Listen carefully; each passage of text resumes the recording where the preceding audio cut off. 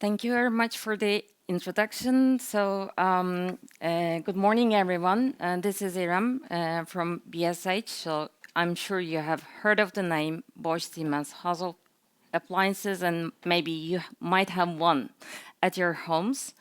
Let me give you a context of BSH. It's like 60K people, employees all around the world, with almost 50 countries that we operate in, and we are trying to manage almost 30 billion turnover.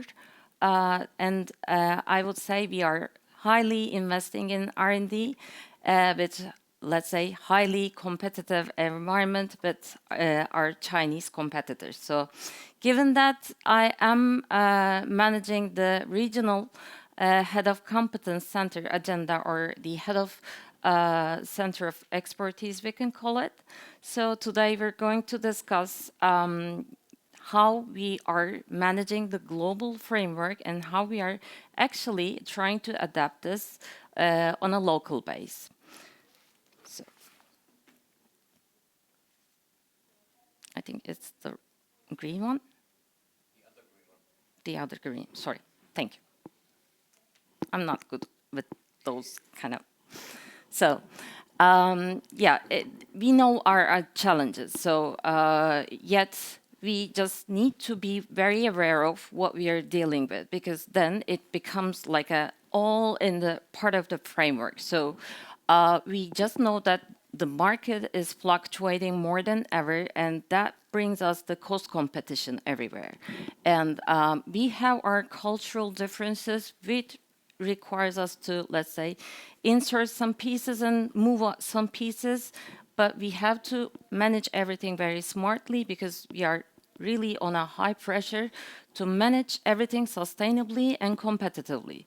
So looking at, we have our cost disparities, and with that, we have to be, again, very smart in how we manage our workforce, considering the skills that we need and also the cost that we manage, and how we are allocating our workforce capacity in our countries as well. And yes, remote work. It has been a real game changer for everyone who's a reward professional, I should say, because when we ever look at the talent attraction professionals and the discussions in between, they're just simply saying that especially the younger generation and the generational workforces, as of course differences, but especially the younger generation would expect to have some flexibility when to start the day, when to end the day, when to come to office, or when not to come to office, basically. So this has been a part of how we are designing things. So, I'm sure we all start with the question why. So, and given the experience in the room, I'm sure you have already thought about this, like, why do we need this? And this is all about consistency, because we have to be telling a story to make sure that we are transparent, we are fair. And everyone needs to understand this, because if we speak different languages in different markets and try to explain it from different perspectives, this creates a lot of confusion, given the talent mobility, given the rotation that we try to manage. So this becomes fairly complex, and I think it's just the baseline that we try to adhere to when it comes to, let's say, the global framework. And for this, we just put simple principles in it, and we all ask for our reward professionals all around the world to align on those principles. So basically, it starts with values, what we are trying to make and put forward. And may I ask you, how many of you in this room would have a global framework in place? Yeah, fair enough, yeah. And how many of you would be managing rewards across more than 3 countries? Very good. So my experience is currently at BSH is almost like 14 countries, now Russia moving out. But I would say I'm managing in a context where it starts with Ukraine and goes up until Singapore, covering all ASEAN and Middle East and Africa markets. And let's say Turkey is a big piece of that, where that's where I come from as well. And you know, we all have those differences of all the markets, but we have to stick to the base. So, and then we said, okay, we have to now look at the total rewards framework. And it was like 2 years ago, we published it, renewed it, made it like a human-centered approach. So, of course, it starts with the values at the core. And we want to reinforce the behaviors, the success behaviors that we want to get the most out of our employees. Because, of course, like all of us do, we have high ambitions. We have growth ambitions. We are competing enough with the Chinese market, and as well as, of course, the other playgrounds. But yet, cost is something that we need to be very careful of and mindful of, as well as we have to make a thriving environment, because we have to deliver. It's not just the cost that we manage. We have to bring the best performance out of the employees and be like one of a team. So CMB always tells a story of, let's say, the total rewards, how we put values forward, and also is just an integral part of the organizational strategy. So we cannot truly separate those two from each other. So, and one important thing, after we put the success behaviors to reinforce with all the designs, then we come up with the key elements. For example, here, the personalization across generational, multi-generational workforces. Like, people have different life stages, different elements that they need to consider. And of course, so this has to be taken care of with the design. And this was the key thing that we try to keep an eye on well-being. So we have been discussing well-being for quite a while, I think, but now it has been now gotten into a shape. So employees not only need physical, mental well-being, but they need financial strategies as well. They need financial support, and they need to understand how they're going to manage their resources, providing that feedback for the, let's say, retirement phases, and providing them with the financial advisory was also a part of the design. And, you know, financial security and empowerment is also saying that performance is core to the design, where we want employees to thrive, not just survive. So it's just the baseline of the story that we want to have and achieve this. So I'm sure you all know this, and I'm sure you all manage this, because, you know, it all starts with the, let's say, base, where we don't even discuss the performance. It's rather the job value that we're speaking of, the role itself. In, you know, in RNA or America, we would have market pricing, but in our structures, like in region Europe or Middle East and Africa and ASEAN cluster, we would be more keen to have job values, the job evaluation methods. But then, comes into performance management, where we recently discussed the importance of short-term incentives into the design, but how we want to have it. Like, if we want to have it like the company is not doing so well, then we have to be really cost conscious, and then provide with the, let's say, remove the individual performance, and more of, let's say, be it an integral part of the base design maybe.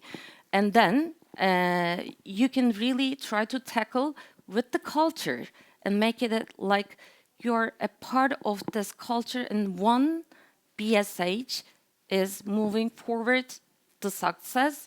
And, you know, we now have the global targets where we try to deliver, for example, this 30 billion turnover, of course, we have like very simple 3 KPIs that we are trying to track, but we run for the same target. HR is also running for the same target. So because we know how we are affecting the SG&A. So this is important. HR really needs to be very, how to say, full of business acumen and also speaking financially and contributing to the business as well. So, coming to the benefits part, this is a rather flexible part. We left it very open in the global framework for locals to decide. Because especially, for example, in my region, you would have Vietnam who would go to, let's say, work with their bicycles, basically, and no one would, let's say, ask for a company car. But in Turkey, everyone, especially given the status, would look for a luxury car.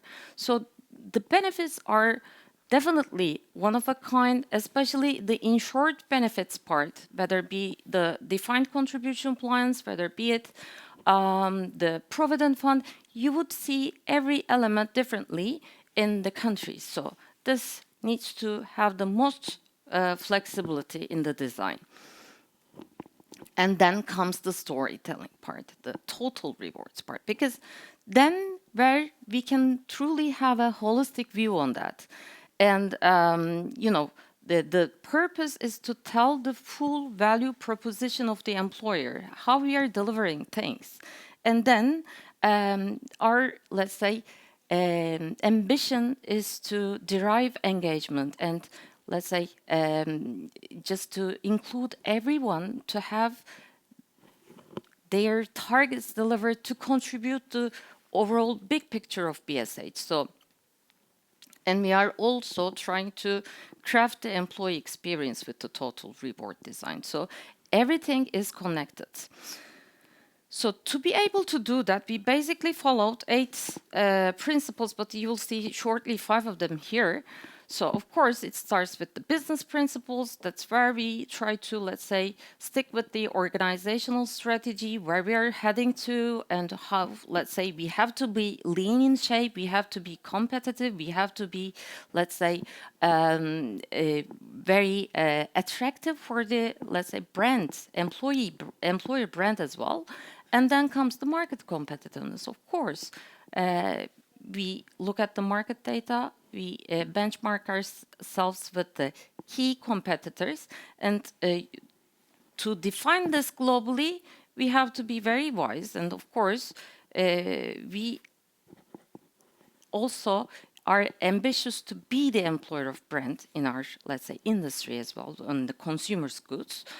And this requires a well-crafted, let's say, and elaborated, let's say, pay bands or the levelings and the strategy on a local base, but it has to also speak to the, let's say, global framework.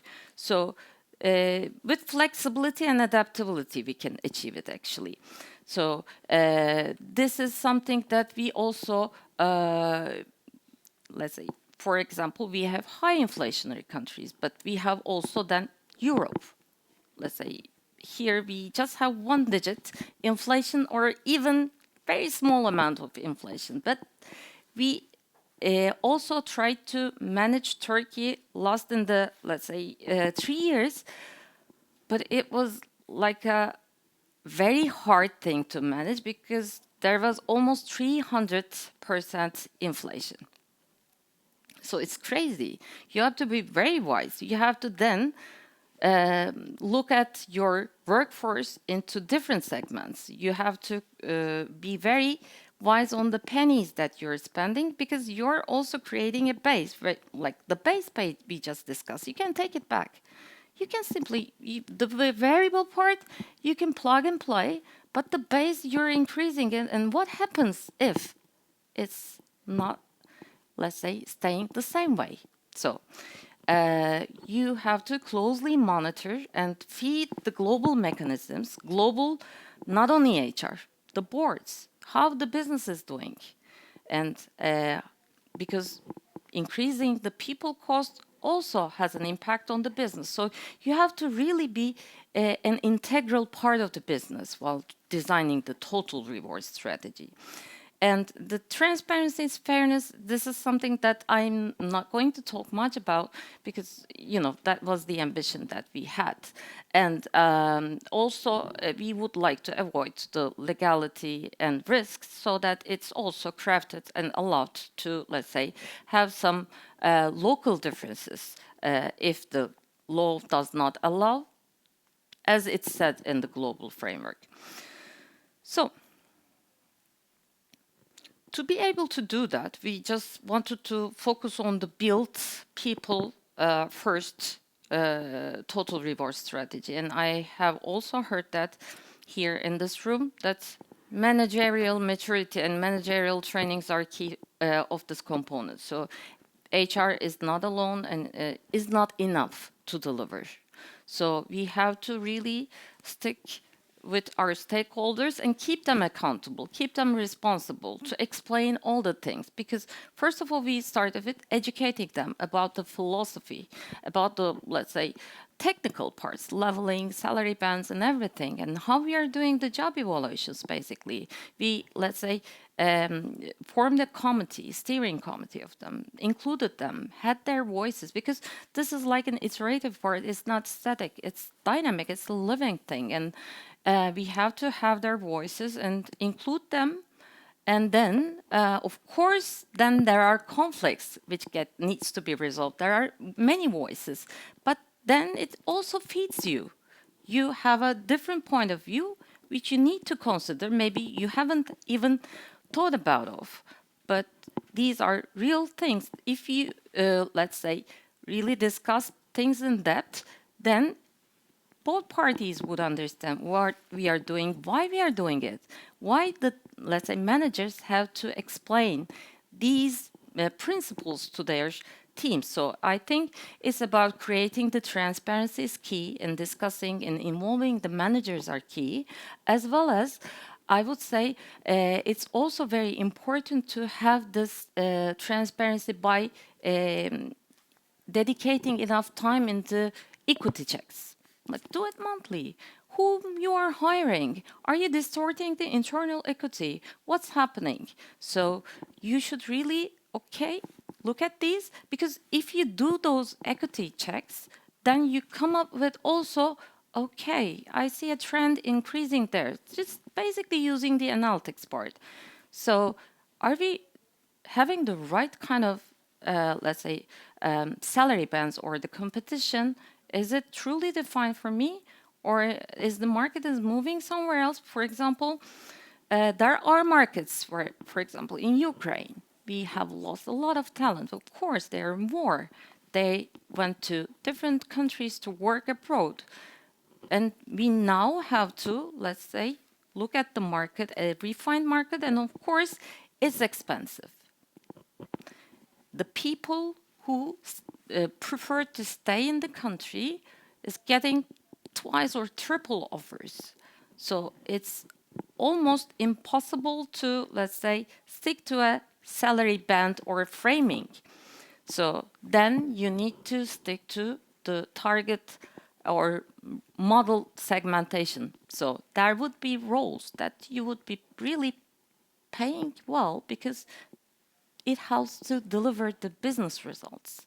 But then there are roles which is rather flexible, doesn't require the company know-how, or doesn't require the, let's say, niche skills that we need to attract from the market. So then we have to be keeping an eye on how we are managing the roles with an impact, and also the scarcity in the market. So having this global and local balance, yes, global provides us with fairness, it gives us the tools, the methods. The local is also asking for the peculiarities that is pertaining in the market.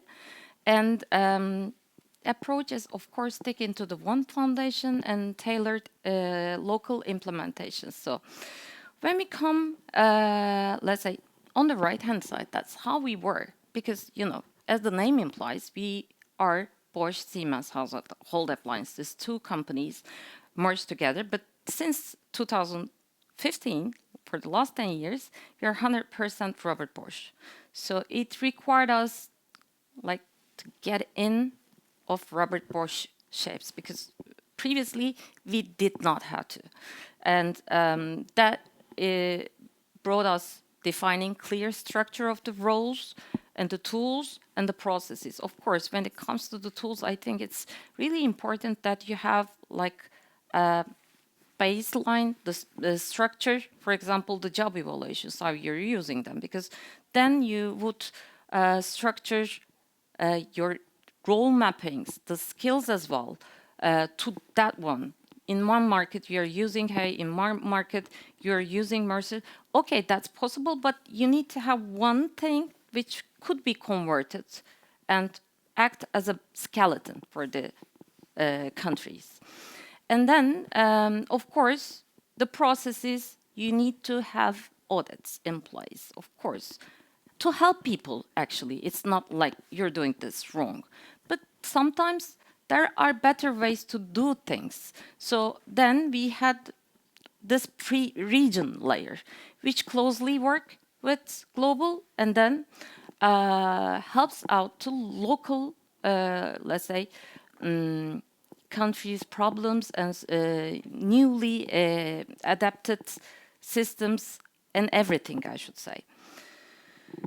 So for us, it was like a stress test, because it's like two people getting married, and they need to decide on things. So it was, first of all, was kind of stressful, because there are misaligned pay structures, of course, duplicate systems, but luckily we were using SAP as a German company, so it wasn't that hard to get on from the system-wise. And there is this mistrust. I'm doing it right, you're doing it wrong type of approaches. And priorities, okay, then we just needed to focus, okay, we have to solve a problem, but what is the priority that we have to first of all discuss?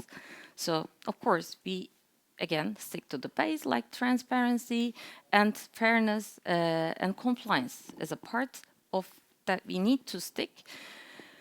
But then how we tackled the issue was, because to us it was like a chaos, but we were able to turn it into a clarity. That's why I put that upside. It took us like a phased harmonization. Things cannot happen overnight. You have to get slowly prepared. And HR reward professionals needs to be communication professionals as well. That's the key. We have to really be working on the communication part more than ever. We are not just like working on the numbers and data crunching. That's not our job anymore. This is employee experience. This is about speaking, explaining, being there, living with the culture, crafting according to the success behaviors and reinforcing them. So our, of course, job is benchmarking, but that's just a piece. It's not like before. We are now like communication professionals and now doing this role together with the stakeholders. So now how I would say it is changing, and it has been changing for years.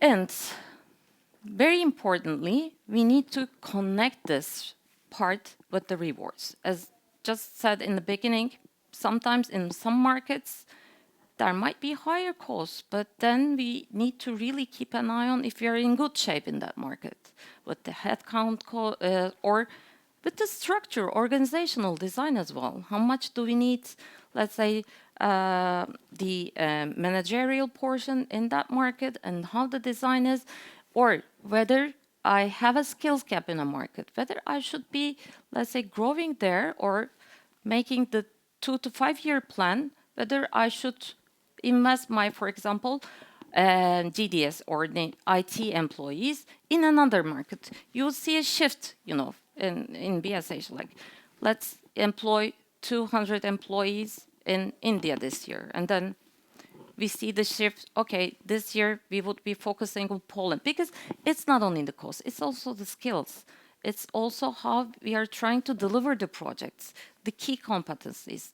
We try to map that and try to decide wisely accordingly. So, as said, the strategic alignment of workforce planning is key, and that also is a part of the talent attraction and retention. And we also discussed that we have been using this segmentation in the background, where we would really try to not to lose people in the strategic zone and try to, let's say, keep an eye on them, invest in the skills, and treat, let's say, over proportionally, think this like a performance, and develop their capabilities, and also be over proportional about the cost when it comes to different segments. Be, let's say, open to that. You can't really across the board increases are not anymore common. So we need to really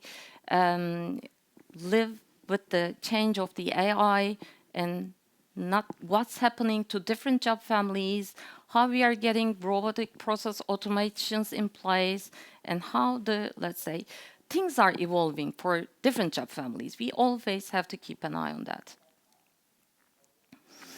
So just a few key takeaways. I think we already discussed this, but just put it here.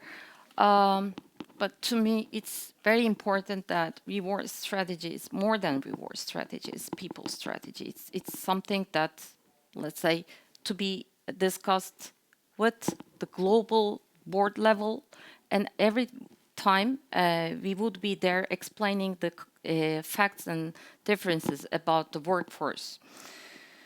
So, thank you. So I would also leave some time for the questions or the comments that you might have. I think it would be very valuable to have that as well. And thank you very much for listening to me.